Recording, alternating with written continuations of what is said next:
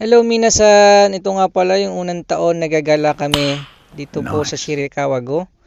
Yan, pupunta po kami sa nag-i-snow na lugar o sa Snow Mountain. Kasama ko nga po pala ang aking mga kapwa OFW dito sa Japan.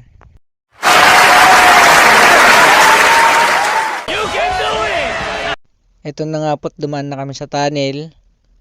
Yan, napakahaba po pala ng tunnel dito po sa Japan. Nasa ilalim po yan ng dagat. Oh my God! Wow! Halos lahat nga po pala ng bundok dito ay binubutas po nila para magkaroon po ng tunnel o daanan po papunta sa mga lugar na kung saan ay mas mapapadali at mapapabilis po ang pagpunta. Ngayon po pala ay nandito na kami sa aming first route. Ito na po ang aming pinuntahan. Yan nga po pala yung isa po sa nakakatuwa dito sa Japan. First time ko po nakakita ng isang hanging bridge pero nakasemento po. What? Yan po ang mga gawa ng Hapon Bro, what are you dito. talking about, man? Napakalamig po pala dyan sa lugar na yan dahil nga po nag-i-snow. Kaya sobrang excited po kami dahil first time po namin makakita ng snow dyan. Talo. sorry.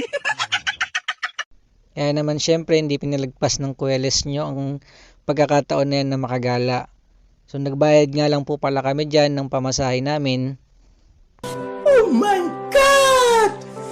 Wow! Nasa halagang 7,000 yen. So sulit na nga po pala yung aming pagpunta dyan dahil nagbaon nga rin po pala kami ng mga pagkain. Ayan nga po't nakikita nyo, puro snow na po yung ilalim ng tulay. Ito nga po pala ang isa sa mga tourist spot dito po sa Japan. Dito po yan makikita sa Shirakawa-go o sa Gifu-ken.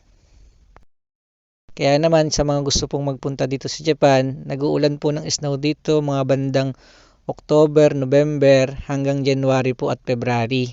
Kaya naman po kung may plano po kayong pumunta sa mga date po na yan o sa mga month po na yan kayo magpunta, tsak na may enjoy nyo po ang pagpunta niya dito sa Japan para sa tourist spot po dito sa Gifu-ken.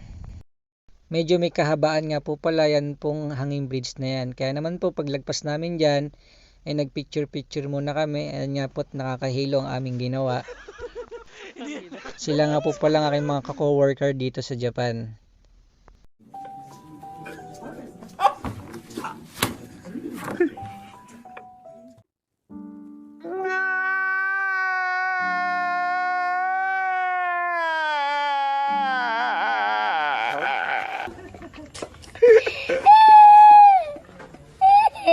Masarap nga pala silang kasama dahil makukulit din sila tulad ko.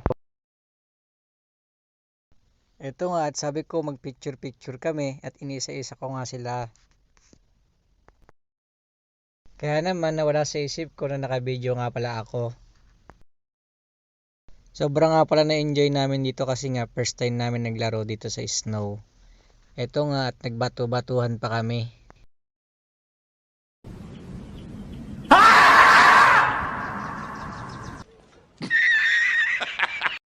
Kaya naman sobrang na-enjoy namin tong lugar na to. At ito yung isa sa mamimiss namin dito sa Japan.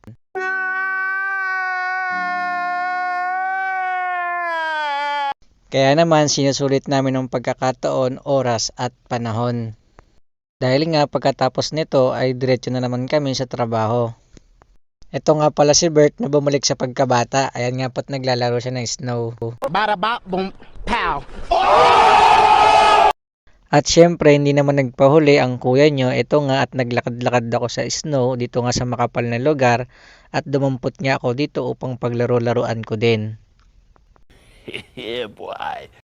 Syempre, papahuli ba naman ng kuya nyo? Ngayon lang din ako nakapunta dito at sinusulit ko lang din yung pagkakataon na binigay sa akin ng Diyos. Kaya naman nagpapasalamat po ako sa Kanya dahil nga po sa mga blessing na natatanggap ko. At higit sa lahat sa mga bonus na binibigay niya sa akin tulad ng lakas at mga kaibigan. Dahil nga nasa ibang bansa ako, sa mga kaibigan ko at sa mga katrabaho ko ako kumukuha ng kasiyahan, kaaliwan at syempre dahil din sa Panginoon.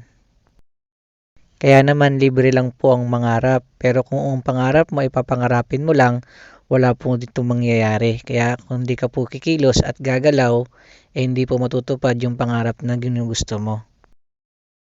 Lagi po natin tandaan, faith without action is dead. Hindi po tayo aasenso kung nakahiga at wala po tayong ginagawa.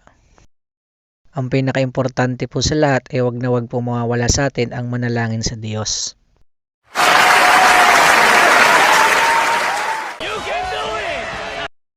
At pagkatapos nga po pala namin dyan ay dumaan kami dito sa bilihan ng mga souvenir. Yan nga po at nakabili naman po ang kuya nyo ng isang piraso dahil medyo may kamahalan nga po yung mga souvenir na nakalagay po dito. Bumili nga lang pala ako ng panlagay sa rep. Eto nga at nagpunta na kami sa Snow Mountain. Yan nga po ang Snow Mountain na pinuntahan namin. Yan nga po at napakaraming tao. Siyempre at tuwan-tuwa nga kami dito dahil first time nga namin nakapunta at napakasaya at napakaganda po ng lugar dito. Kaya nga po nag-testing muna kami ng ski. Hindi nga po kami marunong kaya inupuan na lang po namin yung ski. Eto nga po at naglaro na lang ng kami dito. Talo. Sorry. Ganyan po talaga at mahalaga po sa amin ay nakapag-enjoy po kami dito sa lugar na to. Dito nga ay sumunod na si Jake, isa nga rin pala siya sa mga bagong dumating, alos mag-iisang taon na nga rin pala siya ngayon. Kaya naman na-enjoy namin lahat ang lugar na to at nagkasiyahan din. Ang pinaka-importante po ay mahalaga. Maraming salamat po sa panonood, yun lang, bye bye!